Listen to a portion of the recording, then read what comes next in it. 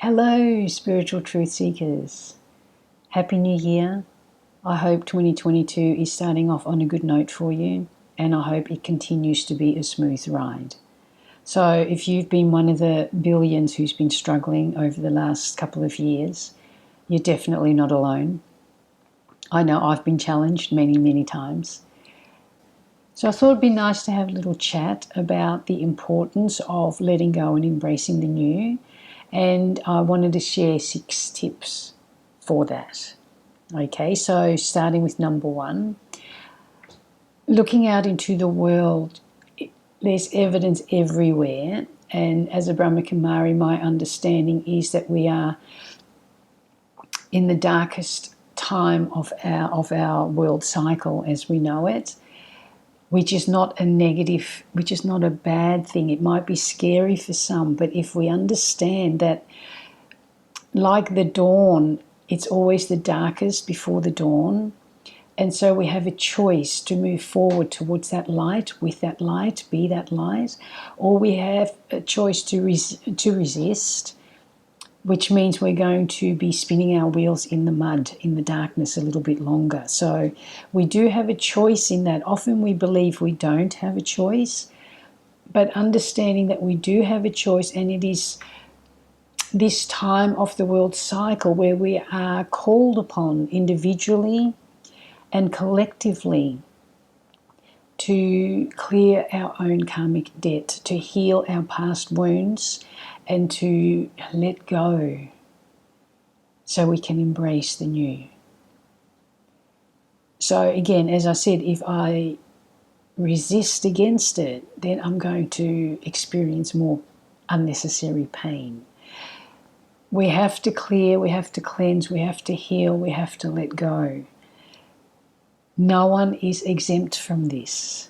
So the quicker I, as an individual, recognize that all these tests that are coming into my life right now gives me an opportunity to clear it by facing it with courage, not by cowering away and doing the old, same old reactions. Because when I react, I give away my power. So it's important that we understand that we're all getting tested in our relationships, with nature, at work, wherever we are getting tested. So rather than ask yourself, oh, what's going on? Why is this happening again? Or why is this happening to me? Or I don't understand. Just have that faith and know that you, at that moment, you have the opportunity to step up into your own spiritual progress, which we are all needing to do. We've all been messing around for far too long in the what we know as body conscious way of living, and which has led us to this darkness. And so now it is time to turn that around, because all systems are breaking down, including the systems in our own bodies. Everything is breaking down. So in order to bring in the new, we have to allow that breaking down so that we can start rebuilding the new. But we can't prevent this shift. We can't prevent this this transformation. So this is what I mean by either we can flow with it and look at our own karmic debt that we need to clear as an individual, or we can resist and experience more pain and create more karmic debt. Okay, so that's number 1. Number 2 is understanding that we really need to have that leap of faith. I mentioned that earlier, because often we tend to not let go of one branch until we've got another branch to hang on to. Sometimes we just have to let go. We have to loosen that grip. We have to exhale. We have to let go. It's the fear of the unknown. We get so comfortable in our comfort zones that that's what keeps us stuck. That's what makes us believe that I don't need to be the one that's clearing karma. It's got to be everyone else, right? We all have to do our own karmic clearing at this point in time. So the more I am open to this shift and this transformation and work with it rather than against it, because it's going to happen one way or another. That's the part we have to accept. It's happening. We can't deny it any longer. Okay, so again, that's a choice.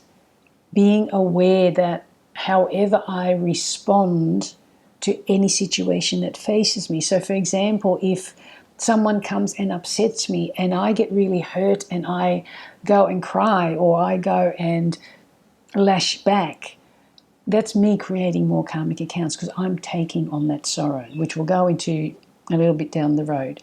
So that's number 2. Number 3, really understanding what karma means. So karma is action.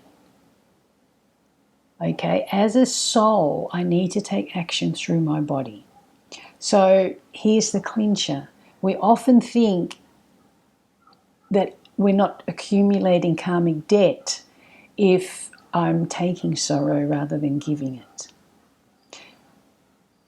As a spiritual being, we're not meant to do either. So whether I'm giving sorrow or whether I'm taking sorrow, I'm creating a karmic debt for myself, and I'm keeping myself in bondage with these people who I'm either giving sorrow to or I'm allowing them to give that sorrow to me.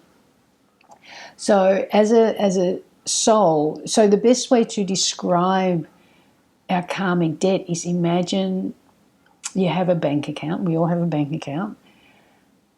And if I'm doing anything negative, anything disempowering against myself as a spiritual being, because there I'm in my right, there I'm in my self-respect, and I'll be aware to not give or take any pain.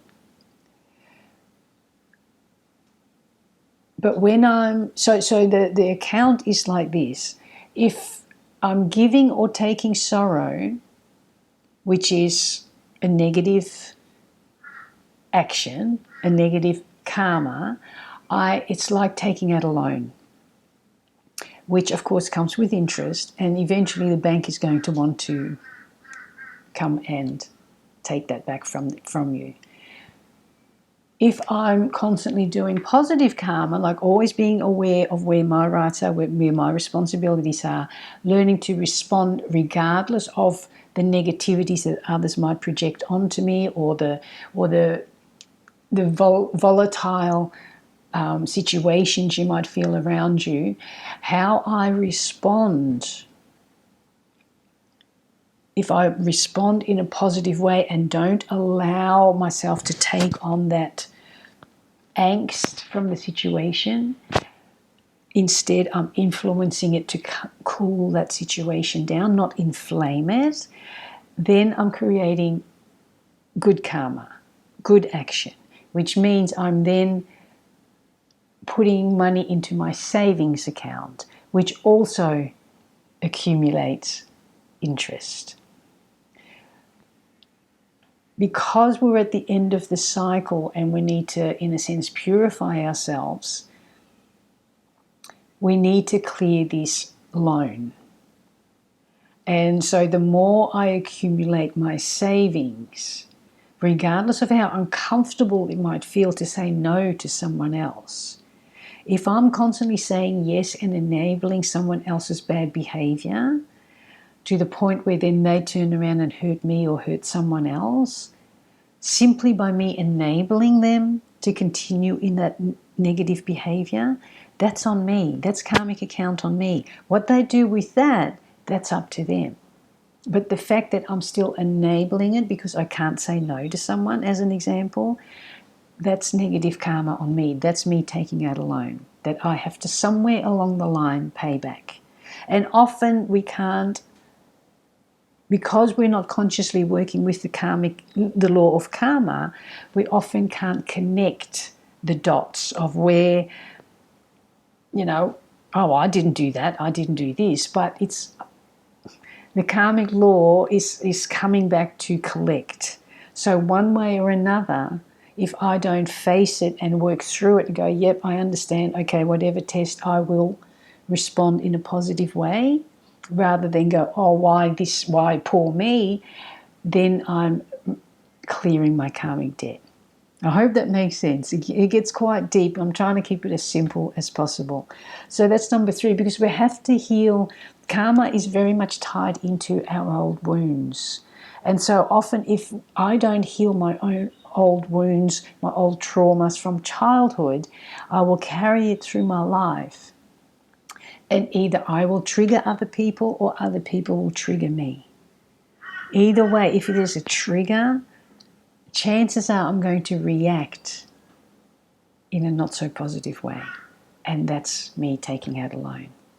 Okay, so just being aware of this giving and receiving, and not to receive, not to accept other people's lower vibration. Because there's a lot of people around at the moment who have very, very narcissistic tendencies, and they will suck you dry if you allow it. I've been there many, many times, and it's just not going to happen anymore. I need to be in my power, so I need to be clear on who I am as a soul, as a being. I have my worth, I have my understanding, I have my clarity. But the minute I compromise myself on that spiritual level, I'm creating negative karma for myself. So that's number 3. Number 4, we're looking at, as I mentioned before, not resisting. Because resistance, sorry, I'm getting distracted by someone. Because resistance is futile. As I said earlier, we have to make these changes. The wheel of life has to keep turning. So do you want to roll with it, or do you want to get squashed underneath it? Choices are yours. We do have choice in this. This is what we have to understand. The second I believe I don't have a choice, I'm a victim and I'm giving away my power. And I'm resisting making this shift. Okay? So the choice is, do I want to be part of that light, part of that movement forward, or do I want to be part of the other half that are pushing back? Because it's got to happen. We've got to have this shift. Okay? And it's getting to a point where it's becoming a critical mass, which means more and more people are moving towards that light. So it has to turn. It has to tip. Okay? I hope that helps. I hope that makes sense for you. I hope that makes it a little bit easier for you to face challenges that you might be facing in your life. Everyone's got different tests at the moment, different levels, different situations, different faces, different places, but it's all the same premise. We need to clear, cleanse, and heal ourselves as part of this shift. So for me personally, that gives me something to work with and not feel so helpless when I look out into the world. Because if you look at it from a negative viewpoint or from a fearful viewpoint, it can be quite scary. You can feel overwhelmed and hopeless and helpless. That in itself, just feeling that way, is negative karma that I'm creating, because I'm not doing anything positive to move forward. I'm just sitting stuck going, oh my gosh, this is just overwhelming. I don't know what to do. We do know what to do. If we stop and spend some time in solitude, one of the best gifts we can give the world today is our own silence. Not as in the silent treatment to other people, as in silence in my mind, in my so that I can connect upwards. That gives me that inner stability. Okay, so the longer we resist, the longer this process, the more pain and discomfort we're going to experience. So being aware that we just got to keep moving forward. Okay, number 5, practicing gratitude. You know, again, there's always someone better off than me, but there's certainly always someone worse off than me. So don't focus on who's better off, because then I'm going to feel sorry for myself. Focus on the ones and send the love to those who are struggling more than I am. So only a week ago, we got pretty much pummeled by what we know in Australia as ex-cyclone. Anyway, so it's after the cyclone and it brings a lot of rain. And we don't get a lot of rain where we are. We live on tank water, and we're very economical with our water because we don't have a lot of rain. So I already appreciate every bit of drop of water that I get. Especially being vegans, we have a big vegetarian garden, we have a big vegetable garden, and we do need a lot of water. So we have the dam. Anyway, about a week ago, not even a week ago, we got smashed by this ex-cyclone. And I believe we sort of lost count because the neighbour across the road was filling his new 3 water tanks, which I think are 15,000 litres each. And he lost, at the last count, we had gathered in the area 250 mil within 12 hours. He couldn't keep counting because then he lost all his water tanks. Because the water came through our property and went through his, and all his water tanks collapsed. We lost our vegetable garden. The water was literally above the dam wall, so the dam wall is smashed up. Luckily, it didn't break, but it does need fixing. So we're up higher where we actually live. And we don't live in a house. We live in our caravan, and we have a little demountable, but we're on a beautiful property. And I am so grateful for everything that we have. We live very basic, but I am grateful for every little. I never take anything for granted. So it enables me to still see the beauty. Although it was quite scary to hear the rush in the middle of the night because you can't see. You got to wait until the morning. Someone down the road with his 12-year-old daughter were stuck in raging water in a tree for 36 hours. So how fortunate are we? Okay, so again, someone is doing it harder than you. Don't focus on poor me. It doesn't get us anywhere. It doesn't help. It just makes us feel more overwhelmed, more stressed, more debilitated to the point where we can't move. And then all that is continuing more negative karma for myself. Okay, I really hope that makes sense for you. Let me know. Make some comments down below and tell me if it makes sense, or if you need any clarifications. By all means, let me know. And the last one is for me that is really, really important, is really simple. Remembering to look up. Okay, connecting upwards. Whoever that connection for you is, start strengthening that. If you haven't strengthened it already, now is the time, because otherwise we are going to get sucked into that rip of life. And I don't know about you, I've been pulled out into the ocean before, and it's pretty scary. So we want to enjoy even this transformation. We can still enjoy and see the beauty and see the love and flow that way, rather than miss out on all this amazing stuff because I'm so focused on the scary stuff, on the negative stuff, on the painful stuff, on the not fair stuff. It is time, okay, that we plug in to ourselves and we plug upwards, because we need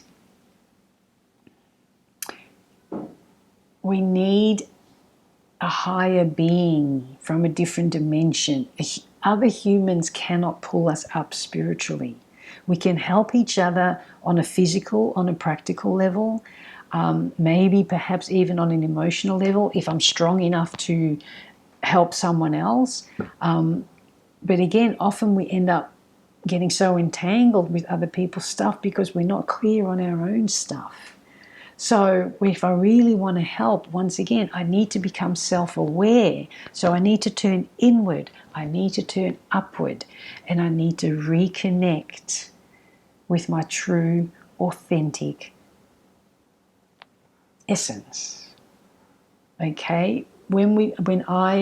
You've heard me talk about change before. I've got lots of different videos on different topics about spirituality and how to move forward and how to calm down and how to relax and how to step into your power. And so remember to subscribe so you can see all those other videos.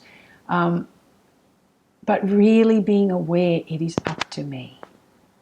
So paying attention to the thoughts that I'm creating, because remember, they are my thoughts. I, the soul, create these thoughts. No one else can create my thoughts for me. They can influence them, but they cannot create my thoughts. My thoughts are my thoughts alone. And if I dwell enough in the negative, it's going to manifest. It's going to spill out into my world. So if I'm afraid, guess what's going to come at me more? If I'm feeling powerful, I'm going to get that help.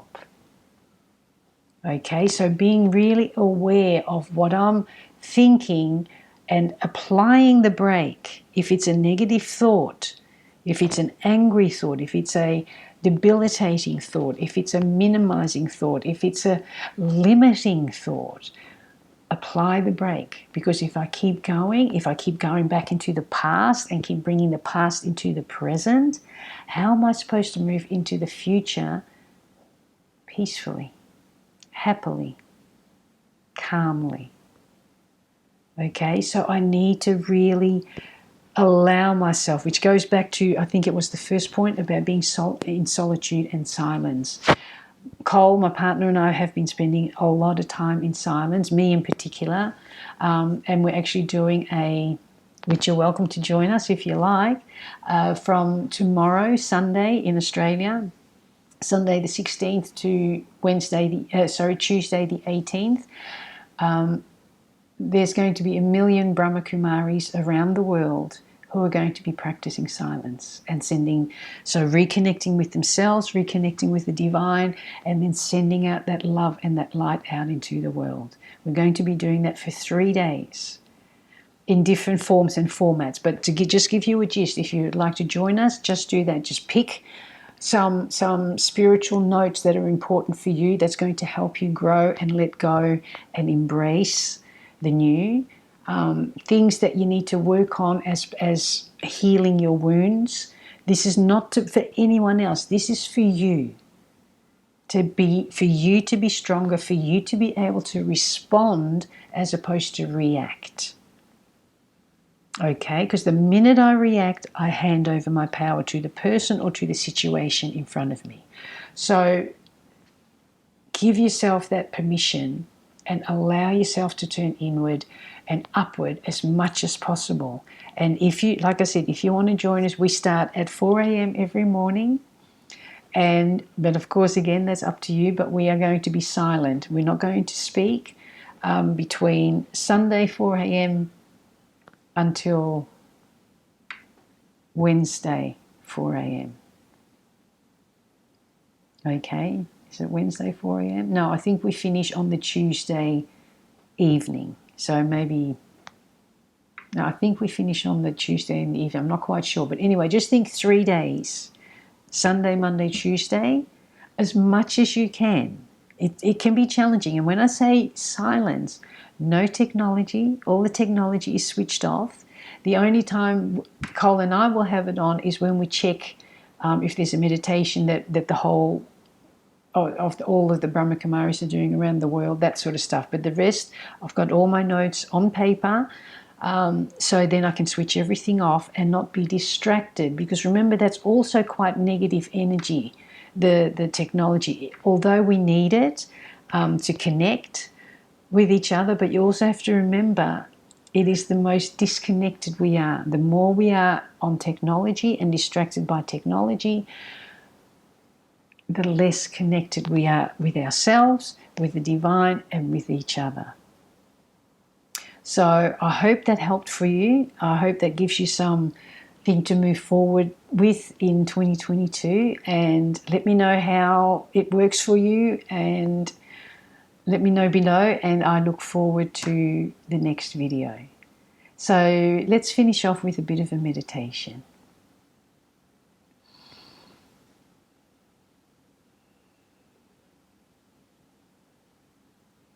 So just giving yourself a couple of nice, gentle, even breaths. Allow your body to relax and your mind to become calm and quiet.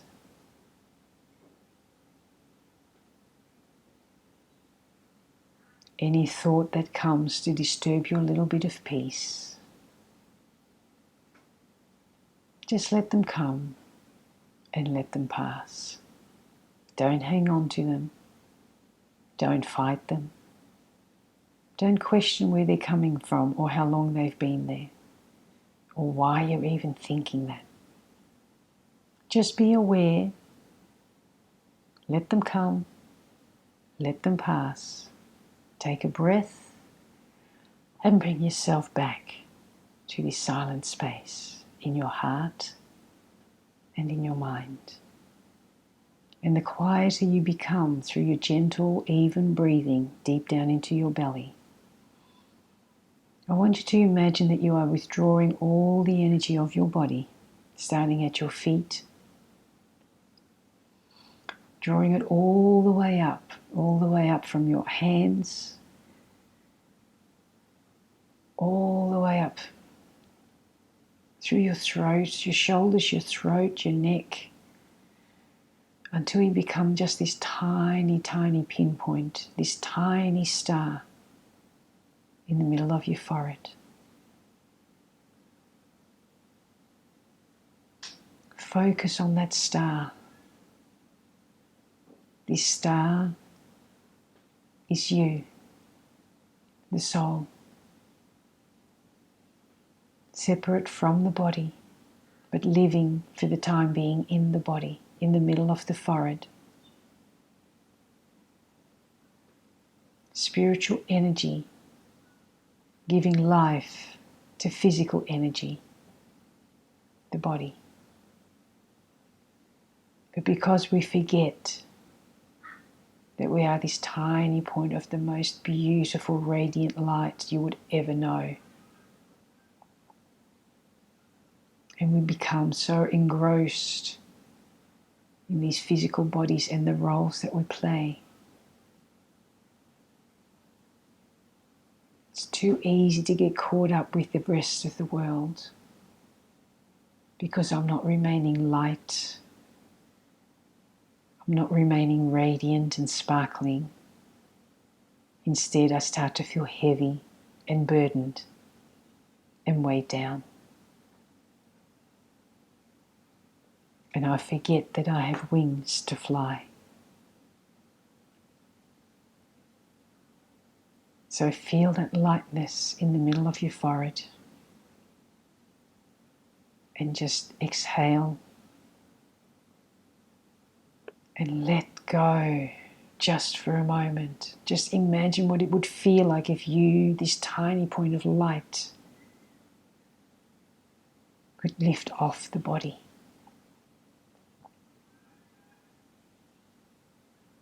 And connect with the divine source of all energy.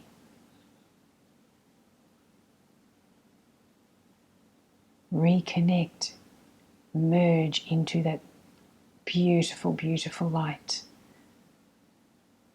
Upward, upward and outward. What would that feel like? What if that was possible? Just imagine. So in your mind, release that grip. Let go of that control and surrender. Exhale as you take that leap of faith And notice how the wind lifts you.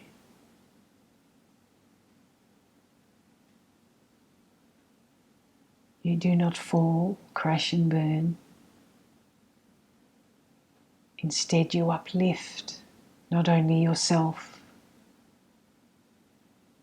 you start uplifting those around you. So let go. Release that grip. Exhale and fly. Rise above the dense vibration that we so readily feel in the world. And remain elevated. Remain high. Remain sparkling.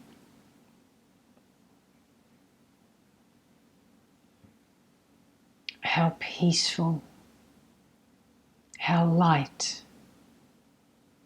that feels. Know that you can connect in this way. Know that you can let go in this way. Know that you can embrace the new in this way. Just turn inward, turn upward. Merge with that light.